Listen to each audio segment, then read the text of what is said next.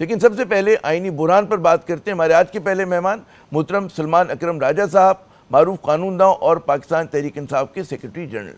سلمان صاحب، یہ بات تو بالکل واضح ہو چکی ہے کہ حکومت ہر صورت میں آئینی پیکج پر جو ہے وہ منظور کروانے پہ تلی ہوئی ہے. اب سوال یہ بھی پیدا ہوتا ہے کہ اب تحریک انصاف کا کیا رد عمل ہوگا کہ اگر یہ پیکج منظور ہو جاتا ہے تو کیا آپ لوگ تحریک چلانے کا سوچیں گے؟ آپ کی مزاحمت کا طریقہ کار کیا ہوگا جناب؟ جی بالکل، ہم پیکج سے پہلے بھی، اور ہمیں امید ہے کہ یہ پیکج پاس نہیں ہوگا، ہمیں امید ہے کہ پارلیمان میں لوگ ہوں گے جو صاحب کردار ہیں، جو دیکھ سکتے ہیں کہ اس پیکج کے ذریعے پاکستان کو کس تباہی کی جانب دھکیلا جا رہا ہے. ہمیں امید ہے کہ پی ایم ایل این میں بھی ایسے لوگ ہوں گے، پیپلز پارٹی میں بھی ایسے لوگ ہوں گے، اور ہم مولانا فضل الرحمان صاحب کے بہت شکر گزار ہیں. انہوں نے اور ان کی جماعت نے اب تک ہمارا بہت ساتھ دیا ہے، پاکستان کے عوام کا ساتھ دیا ہے.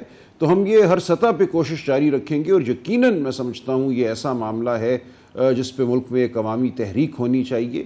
یہ صرف پی ٹی آئی کا معاملہ نہیں ہے، یہ آپ کا میرا ہر اس شخص کا معاملہ ہے جو پاکستان کے لیے درد رکھتا ہے. پاکستان کو تابع کیا جا رہا ہے ایک کٹ پتلی عدالت کے ذریعے، جس کے ذریعے ہر ہماری قدر پہ ڈاکہ ڈالا جائے گا، جماعتوں کو کالعدم کیا جائے گا، سیاسی لیڈران کو ملٹری کورٹس کے سامنے پھینکا جائے گا. جو یہ ایک خوفناک منظر ہمارے سامنے ہے اور جس سے ہم گزر بھی رہے ہیں اس وقت، یہ جو آپ نے امید کی بات کی، میں سمجھتا ہوں ہر پاکستانی کو، آپ نے امید کی بات کی، ٹھیک ہے، جمعیت علماء اسلام کا شکر گزار ہونا سمجھ میں آتا ہے، لیکن دو چیزیں ہمیں بالکل واضح ہیں کہ پاکستان پیپلز پارٹی اور نون لیگ کی جو تاریخ رہی ہے تو اس میں تو ظاہر ہے کہ این بلاک ووٹ پڑ رہے ہوتے ہیں. بلکہ اب تو خدشہ اس بات کا لوگ زیادہ امکان ظاہر کریں کہ پی ٹی آئی کی صفوں میں ایسے لوگ ہیں کہ جو ہو سکتا ہے کہ دباؤ میں آ جائیں، جو ہو سکتا ہے کہ وفاداریاں تبدیل کر لیں.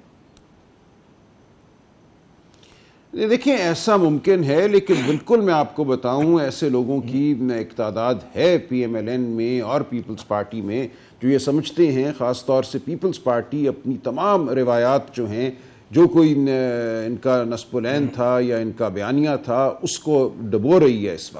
اس وقت پیپلز پارٹی جناب ذوالفقار علی بھٹو، محترمہ بے نظیر بھٹو کی تمام وراثت کو میں سمجھتا ہوں خاک میں ملا رہی ہے. جو کیا جا رہا ہے، جس طرح وہ سہولت کار بن رہے ہیں جبر کے، جس طرح وہ سہولت کار بن رہے ہیں فریب کے، اس کے بعد مجھے نہیں نظر آتا کہ پیپلز پارٹی بطور جماعت کیسے اپنے آپ کو زندہ رکھ پائے گی.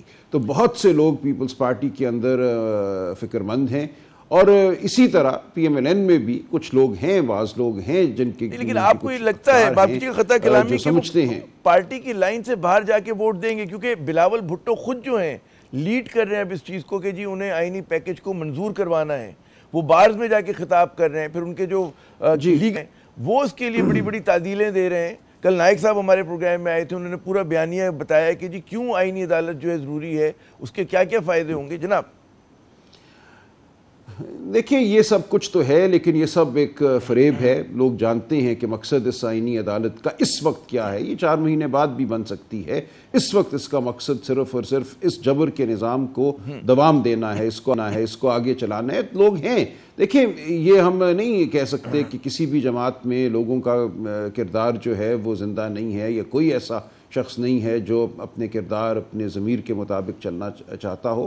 تو میں تو کال کرتا ہوں، میں ان سے التجا کرتا ہوں کہ آپ اپنے ضمیر کے مطابق اس دن ووٹ دیجئے گا یا ووٹ نہ دیجئے گا، گھر بیٹھیے گا، مت آ کر اس کالی ترمیم پہ اپنا ووٹ صرف کیجئے گا. تو یہ بالکل ممکن ہے. آپ کے خیال میں ان حالات میں نہیں ہارنی، میں سمجھتا ہوں یہ ممکن ہے. چھوٹی جماعتیں ہیں راجہ صاحب، جیسے کہ نیشنل پارٹی ہے، بے شک ایک نشست ہوگی اس کی، مینگل صاحب کی پارٹی ہے، ان کی بھی بڑی اہمیت بن جاتی ہے. عوامی نیشنل پارٹی ہے، کیا آپ لوگ ان سے رابطے میں؟ کیونکہ ان جی ظاہر بن جاتی ہے. دیکھیں، یہ وہ کھل کے کہہ رہے ہیں کہ ہم کئی جماعتیں کہہ رہی ہیں ہم ان کو ووٹ دیں گے. اے این پی نے کہا، اب کراچی میں ان کے لیڈر آئے ہوئے تھے ایمل صاحب، وہ کہہ رہے ہیں کہ ہم ووٹ دیں گے. نیشنل پارٹی کے میرے رہنماؤں سے بات ہوئی، وہ بھی مطلب ہے کہ مجھے تو رضامندی نظر آ رہے ہیں. جی دیکھیں، یہ سب باتیں درست ہیں، لیکن اس کے باوجود ان کے نمبر پورے نہیں ہو رہے. اے این پی دوسری جگہ کھڑی ہے جہاں پیپلز پارٹی کھڑی ہے کہ تیسری پیڑھی جماعت کی وراثت کو ڈبونے پر تلی ہوئی ہے، تو وہ تلے رہیں. وہاں تو شاید اب چوتھی پیڑھی ہے. تو یہ ہوتا ہے، جماعتوں کا زوال کسی کے ذریعے تو آنا ہوتا ہے نا. وہ ایمل صاحب کے ذریعے آئے یا بلاول صاحب کے ذریعے آئے گا. لیکن ایسا نہیں ہے کہ ان کے کچھ کہہ دینے کی وجہ سے ان کی پارٹی جو ہے بالکل اپنی اقدار ہر شخص کھو بیٹھے گا، تو ہم امید رکھتے ہیں. لیکن یہ جبر کا ایک نظام ہے، اس جبر کے نظام میں کچھ بھی ہو سکتا ہے، یا لوگوں کی بیٹیوں بیویوں کو اٹھایا جا رہا ہے دباؤ ڈالنے کے لیے، لوگ اغوا کیے جا رہے ہیں. تو یہ پاکستان کی قوم کو دیکھنا ہے کہ یہ کیا ہو رہا ہے. پاکستان کی قوم اس کو ٹی وی پر ایک تماشا نہیں دیکھ سکتی. یہ صرف ٹاک شو نہیں ہے کہ 8 بجے آپ نے کھانا کھایا اور ساتھ ٹاک شو دیکھ لیا. آپ کو کچھ کرنا ہے، ہمیں سب کو کچھ کرنا ہے. آپ ڈاکٹر ہیں، آپ انجینئر ہیں، آپ کسی کمپنی میں سیلز مینیجر ہیں، آپ مزدور ہیں، آپ سب کو باہر نکل کر میں سمجھتا ہوں احتجاج کرنی ہے، اور اس کی کال ہم دے رہے ہیں. اور یہ کال کے بغیر بھی میں سمجھتا ہوں پوری پاکستانی قوم سے ایک التجا ہے، اور یہ فرض ہے ہم سب پہ. جو ذرا وضاحت کریں گے، جو کال آپ احتجاج کی کہہ رہے ہیں، یہ کیا آپ منظور کروانے سے پہلے بھی دیں گے اور منظور کروانے کے بعد بھی؟ کیا آپ کا لائحہ عمل ہے؟ جی بالکل بالکل بالکل. یہ ایک عوامی تحریک کی متقاضی ہے یہ ساری صورتحال، اور یہ تحریک پہلے بھی چلے گی اور بعد میں بھی چلے گی اگر خدا نخواستہ یہ سانحہ ہو جائے. اچھا، کئی قانون داں یہ کہہ رہے ہیں، میری کچھ سے بات ہوئی، ان کا کہنا ہے کہ اتنا برا خیال نہیں ہے آئینی عدالت کا قیام. ان کے بقول کے جو سیاسی نوعیت کے 100 150 200 مقدمات ہوتے ہیں وہ سن لیں بہت زیادہ وقت لیتے ہیں. سن لیں میری بات.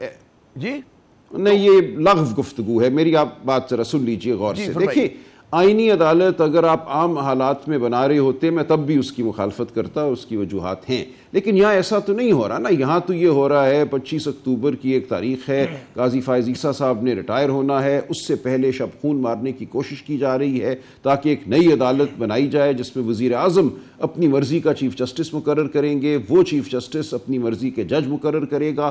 ہمیں نظر آ رہا ہے کہ اس وقت کچھ ہم خیال جج ہیں جو طاقت کا ساتھ دے رہے ہیں، کچھ وہ جج ہیں جو جمہوریت اور عوام کا ساتھ دے رہے ہیں. تفریق بالکل واضح ہے اس وقت ہمارے عدالتی نظام میں. تو اس وقت کوشش یہ ہے کہ وہ جج جو اس وقت چل رہے ہیں طاقت کی جو خواہش ہے اس کے ساتھ، ان پر مشتمل ایک عدالت بنائی جائے. مسودے میں یہ لکھ دیا گیا کہ اگر کسی پارٹی کو بین کرنا ہے تو اس کا ریفرنس اس عدالت کے پاس جائے گا جو شہباز شریف صاحب کی بنائی ہوئی عدالت ہوگی، اور وہ اس پارٹی کو بین کرنے یا بین نہ کرنے کا حکم جاری کرے گی. اس کے ساتھ ساتھ یہ کر رہے ہیں، صرف ایک آئینی عدالت تو نہیں بنا رہے. آرٹیکل 8 جو ہے آئین کا، جو کہتا ہے کہ بنیادی حقوق سے متصادم قوانین غیر مؤثر ہوں گے، اس میں پیدا کر رہے ہیں گنجائش ملٹری کورٹس کی. آرٹیکل 199 میں پیدا کر رہے ہیں گنجائش، ہاتھ باندھ رہے ہیں عدلیہ کے جج صاحبان کے حوالے سے. ہائی کورٹوں کے یہ کہہ رہے ہیں کہ کسی بھی جج سے مقدمہ چھین کر کسی اور جج کو دیا جا سکتا ہے، اس جج کو اکھاڑ کر ایک ہائی کورٹ سے دوسرے ہائی کورٹ پہ بھیجا جا سکتا ہے. تو یہ مکمل حملہ ہے پاکستان کے آئینی اور قانونی نظام پر. مقصد اس کا یہ ہے کہ اپنی مرضی کی ایک عدالت قائم کی جائے جس کو فیڈرل کانسٹیٹیوشنل کورٹ کہا جائے گا. دیکھیں، اگر یہ خیال اچھا بھی ہے، میں اس سے اتفاق نہیں کرتا، یہ نیت اور جس طریقے سے اس کو کیا جا رہا ہے وہ سیاہ ترین ہے. یہ طریقہ نہیں ہے اس عدالت کو بنانے کا. تو یہ کر کے ان کا مقصد یہ ہے کہ پی ٹی آئی کو بین کریں، عمران خان کو ملٹری کورٹس کے سامنے پھینکیں، سزا دلوائیں اور پورے نظام کو خاموش کر دیں. جو پابندیاں ہم پہ پہلے سے ہیں بولنے کے حوالے سے، آپ پہ ایز اینکر ہیں، مجھ پہ شاید بطور وکیل یا سیاسی کارکن ہوں، ان سب کو گہرا کر کے اس ملک میں ایک جبر اور خاموشی کا نظام قائم کیا جائے. یہ اس جانب قدم پہلا نہیں ہے، ہم تو اس جانب بڑھ چکے ہیں، ہم وہاں موجود ہیں. یہ بالکل آخری کیل ٹھوک رہے ہیں ہمارے کفن میں.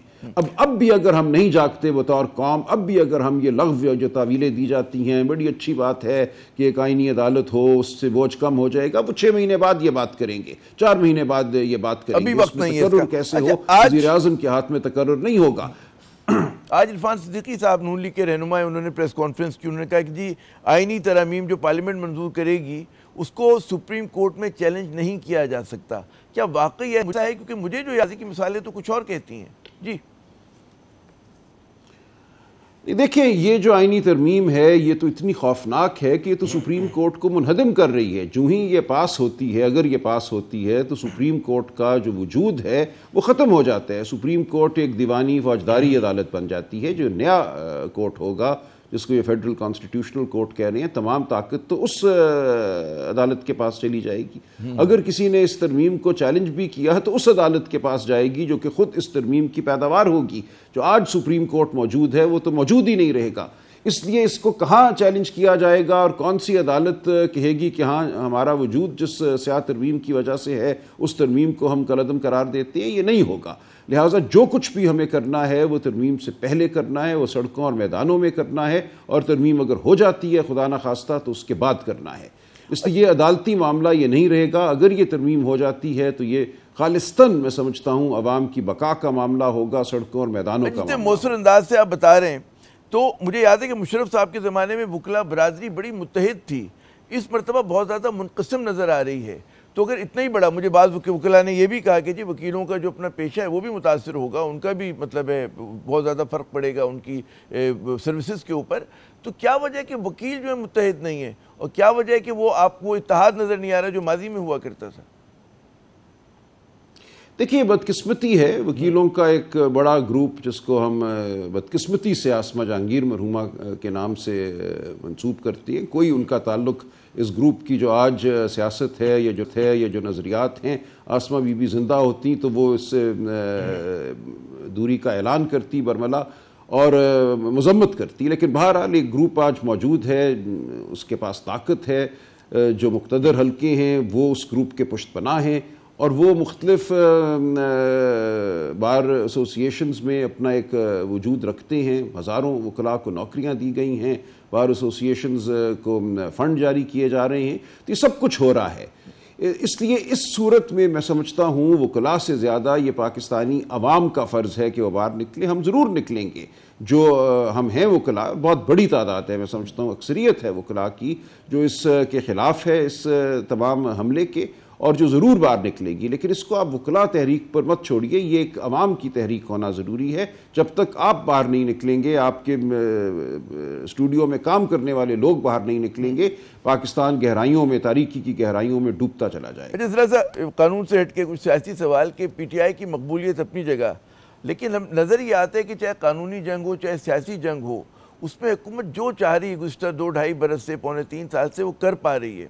کیا کہیں گے کہ ٹھیک ہے آپ لوگ اس چیز کو لیوریج کے طور پہ صحیح استعمال نہیں کر پا رہے، حکمت عملی میں کھوٹ ہے، یا وہ لوگ بہت زیادہ مطلب ہے کہ زیادہ ہوشیار؟ نہیں، دیکھیں اس وقت بے شرمی کا نظام ہے۔ اگر ذرا سے بھی شرم ہوتی اس نظام میں تو جو عوام کی آواز ہے وہ اس طرح سلب نہ ہوتی۔ یہ تو ایک دھونس کا نظام ہے نا، لوگوں کے گھر توڑ دیے جاتے ہیں، 2-2.5-3 بجے جا کے بچوں کو مارا پیٹا جاتا ہے، عورتوں کی بے حرمتی ہوتی ہے۔ یہ ایسا تاریخ میں نہیں ہوا، انگریز کے دور میں ایسا نہیں ہوا جو آج ہو رہا ہے پاکستان میں۔ جب ایسی بے شرمی درپیش ہو ایک قوم کو تو وہ قوم اپنی ریزسٹنس ضرور دکھائے گی، وہ ضرور آپ دیکھیں گے کہ ہم بالآخر کامیاب ہوں گے۔ یہ جبر اور فریب کا جو ایک نظام ہے، نظام بھی نہیں بلکہ یہ سیاسی حوالے سے کوئی غلطیاں ہوئی ہیں، ہٹ جائے گا۔ دیکھیں کوئی غلطیاں نہیں ہوئی، یہ لغو گفتگو ہے، وہ کوئی غلطی ہم سے نہیں ہوئی۔ میں بالکل بغور اس تمام معاملے کو دیکھتا بھی ہوں، اس کا حصہ بھی رہا ہوں۔ ایسا کوئی قدم نہیں تھا جو ہم اٹھا سکتے، ہم اٹھا رہے ہیں۔ ہم پاکستان کی عوام سے منسلک ہیں، پاکستان کی عوام کو ہم کہہ رہے ہیں کہ تم اپنے مستقبل کے لیے نکلو باہر، اپنے بچوں کے مستقبل کے لیے نکلو باہر۔ لیکن جو جبر ہم نے دیکھا ہے اس جبر کو سہنے کے بعد میں سمجھتا ہوں آج پاکستانی قوم پہلے سے زیادہ مضبوط ہے۔ اخلاقی جنگ ہم جیت چکے ہیں۔ یہ تو ایک دھونس کی جنگ ہے نا، جبر کی جنگ ہے، یہ سیاست یا قانون کی جنگ نہیں ہے۔ ہم قانون جنگیں بھی ہر سطح پہ جیتے ہیں۔ ہمیشہ ماضی میں ہم نے دیکھا جب بھی مطلب ہے کہ فوجی حکومتیں ہوتی تھیں یا کسی کی حکومت کے خلاف احتجاج ہوتا تھا تو ایک کہتے ہیں نا حزب اختلاف کے اتحاد، اس کی بڑی اہمیت ہوا کرتی تھی۔ آپ لوگوں نے بھی کوشش تو کی ہے، بات چیت بھی ہوئی ہے، ایک ہے بھی اتحاد ہے بھی، لیکن اتنا مؤثر نظر نہیں آ رہا ہے جیسے ایم آر ڈی کا ہوا کرتا تھا، اے آر ڈی کا ہوا کرتا تھا۔ آئے گا۔ دیکھیں مایوس ہونے کی ضرورت نہیں ہے، تاریخ کو ایک دن کا نام نہیں ہوا کرتی، تاریخ کا ایک عمل ہے وہ جاری رہتا ہے، اور تاریخ کا عمل جو ہے اپنے ثمرات سامنے لاتا ہے۔ اس لیے اس میں کوئی مایوسی کی بات نہیں ہے کہ لوگوں نے بے شرمی سے بچوں کو مارا پیٹا ہے، اس لیے آج بظاہر وہ آپ کو فاتح نظر آتے ہیں۔ انہوں نے الیکشن لوٹا ہے، فارم 45 بدلے ہیں، ان کی مرضی کا چیف جسٹس موجود ہے، وہ مرضی کے بینچ بنا کے ان کی مرضی کے فیصلے کر رہے ہیں۔ 8 ججوں کے فیصلے کو مانا نہیں جا رہا، 90 دن آئین میں لکھا تھا اس پہ عمل نہیں ہوا، الیکشن نہیں کرایا گیا۔ تو یہ فتوحات تو نہیں ہیں، یہ بے شرمی کی باتیں ہیں ساری کی ساری۔ یہ مکمل طور پہ ریخت ہے ہمارے نظام کی، ہماری اقدار کی۔ اس میں کوئی فتح کسی کو حاصل نہیں ہو رہی۔ فتح آپ دیکھیں گے آئین، قانون، شرافت کی ہوگی، ہماری ہوگی۔ یہ بتائیے کہ آپ کو خطرہ ہے کہ آپ کے اراکین جو ہیں کچھ منحرف ہو سکتے ہیں؟ کیونکہ ہم سن رہے تھے جس زمانے میں یہ بات ہو رہی تھی کہ جی منظور کرائی جائے گی یہ آئینی پیکج، تو 5 لوگوں کا نام آ رہا تھا۔ خطرہ تو ہمیشہ رہتا ہے نا، تعداد بڑھ گئی ہے اور کس طرح کی ٹیکٹکس استعمال ہو رہی ہیں بقول آپ کے؟ جی یہ سب کچھ استعمال ہو رہا ہے، ہر حربہ استعمال ہو رہا ہے، خطرہ تو ہمیشہ رہتا ہے، اسی طرح امید بھی ہمیشہ رہتی ہے۔ جو میں نے پیپلز پارٹی کے اراکین یا نون کے اراکین کے حوالے سے بات کی، وہ بھی ایک حقیقت پسندانہ بات ہے، ہماری گفتگو بھی ہوتی رہتی ہے۔ وہ آپ کے رابطے میں ہے؟ کسی نے یقین دہانی کرائی ہے آپ کو؟ نہیں دیکھیں، میں اس سے زیادہ کوئی بات نہیں کروں گا، میں یہ کہہ رہا ہوں کہ ایک عمل ہے، اس میں کردار اور ضمیر کا بھی ایک حصہ ہے، لوگ ہر سطح پہ فکر مند ہیں، اور یہ جو ہو رہا ہے یہ ٹھیک نہیں ہو رہا، اس کے خلاف ایک جذبہ ہے، وہ ہماری قوم میں موجود ہے، ہمارے سیاسی طبقوں میں موجود، اور اس کا اثر آپ کو نظر آئے گا۔ میرا آخری سوال اس سیگمنٹ کا کہ حکومت اگر، جو کہ آپ نے خود بھی فرمایا کہ مخصوص نشستوں کے فیصلے پہ عمل درآمد نہیں کر رہی ہے، اب آپ کیا کریں گے؟ کیا حکمت عملی ہوگی آپ کی؟